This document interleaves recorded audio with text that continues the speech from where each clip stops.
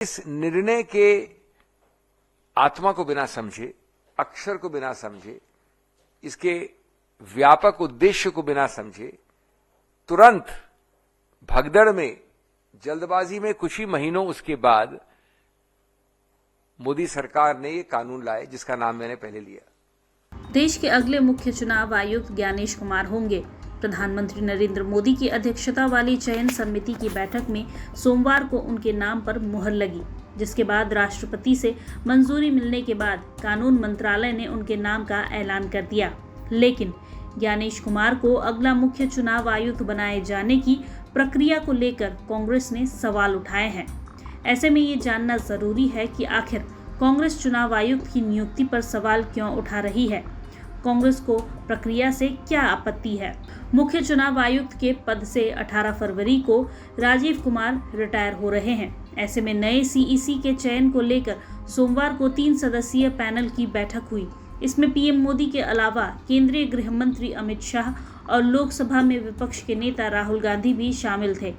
इस मीटिंग में ज्ञानेश कुमार के नाम पर मुहर लगी, लेकिन राहुल गांधी ने सरकार से सीईसी की नियुक्ति को तब तक स्थगित करने के लिए कहा जब तक कि सुप्रीम कोर्ट नई नियुक्ति प्रक्रिया को चुनौती देने वाली याचिकाओं पर फैसला नहीं कर लेता।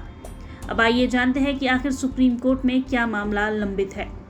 यहाँ आपको बता दें कि केंद्र सरकार ने पिछले साल संसद से एक कानून पारित करके मुख्य चुनाव आयुक्त की नियुक्ति करने वाले पैनल से भारत के मुख्य न्यायाधीश को बाहर रखा था। इससे पहले मुख्य चुनाव आयुक्त की नियुक्ति वरिष्ठता के आधार पर होती थी और चयन समिति में मुख्य न्यायाधीश भी होते थे, लेकिन केंद्र सरकार ने ये कानून बदल दिया था। अब सीईसी और ईसी की नियुक्ति अधिनियम 2023 के प्रावधानों के तहत की जाती है।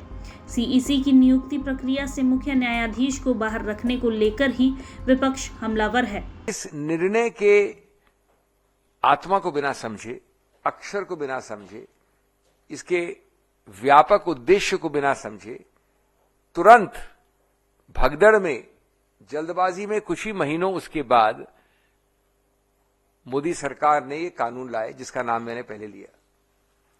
इस कानून में ठीक विपरीत किया जो उस निर्णय में लिखा था। पूर्णतः कार्यपालिका द्वारा चयन का इसमें प्रावधान है। खैर, कानून बनने का अधिकार क्षेत्र निश्चित रूप से उच्चतम न्यायालय ने दिया था। इसका मतलब ये नहीं कि सुशासन का ये आह्वान है कि क्योंकि आपको अधिकार क्षेत्र दिया है इसलिए आप वही कदम उठाएंगे जो कार्यपालिका के पक्ष में होगा, क्योंकि आप सत्तारूढ़ हैं। खैर, उसके बाद इसको चुनौती दी गई। वापस चुनौती के कई कारण हैं। एक तरफा गैर समतल चुनाव का एक जमीन बनाना, गणतंत्र का मूल तत्व, बेसिक स्ट्रक्चर, एक स्वतंत्र चुनाव आयोग होना चाहिए। विशेष रूप से पिछले 2 सालों में और उससे पहले भी जो हमने आरोप प्रत्यारोप देखे हैं चुनाव आयोग के विषय में, जिस प्रकार से हमने कई बार आपके सामने समक्ष रखा है, सभी स्टेक होल्डर्स ने सिवाय सत्तारूढ़ पार्टी ने आपके समक्ष रखा है।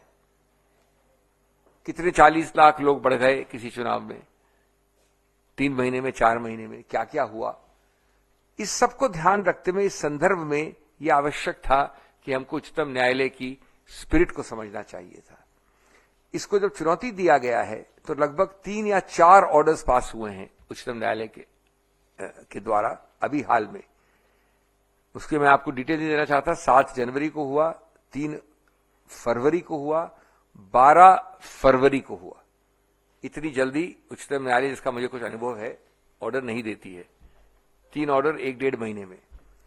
और लास्ट ऑर्डर है 12 फरवरी का, direction that the matter not be deleted from the list on 19/2/25। 19/2 कितने दिनों बाद है भाइयों और बहनों? अब मान लेता हूं मैं कि 19 तारीख को खत्म नहीं होगा। शुरू तो होगा, कुछ तो होगा। शुरू नहीं होगा तो उसके 4 दिन बाद लगेगा। मान लीजिए 2 हफ्ते बाद लगेगा, मान लीजिए 1 महीने बाद लगेगा। इन ऑर्डरों का मतलब नहीं 1 महीने बाद लगेगा। इसमें लिखा है matter to be heard, matter to be heard, इसमें लिखा है नॉट टू बी डिलीटेड।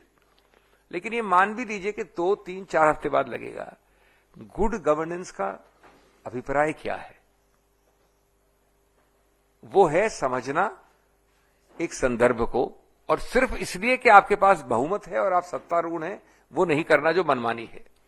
तो इसलिए कांग्रेस का स्टैंड बड़ा स्पष्ट था, आज कल भी था, आज भी है, और आज रहेगा ये स्टैंड जो आपके सामने हम व्यक्त कर रहे हैं कि दो चीजें बड़ी सरल करनी है।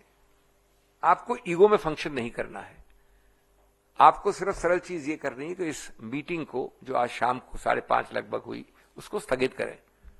कुछ नहीं कर रहे हैं आप, स्थगित कर रहे हैं 2 हफ्ते 3 हफ्ते की, कोई बड़ी बात नहीं है। और दूसरा, हर स्टेक होल्डर, कांग्रेस शामिल, आपका समर्थन करेगी कि आप छोटी सी 2 लाइन की ओरल याचिका या लिखित याचिका दें उच्चतम न्यायालय को कि साहब 19 में जल्दी सुन लीजिए, 22 को, 20 को, 25 को खत्म कर दीजिए। यह आम होता है उच्चतम न्यायालय में। Early hearing application and disposal application करिए, हम आपका समर्थन करते हैं। अब आप ये सोचिए एक बात, मैं बड़ी एक सरल बात, कॉमन सेंसिकल बात कर रहा हूं। कल आपने अमुक व्यक्ति को, आज आपने अमुक व्यक्ति को नियुक्त कर दिया सीयूसी, मिस्टर XYZ। 19 तारीख को नहीं तो 25 तारीख को उच्चतम न्यायालय ने कहा कि जो नया कानून है वो निरस्त करते हैं हम। कह तो सकती है, आज कम से कम संभावना तो है।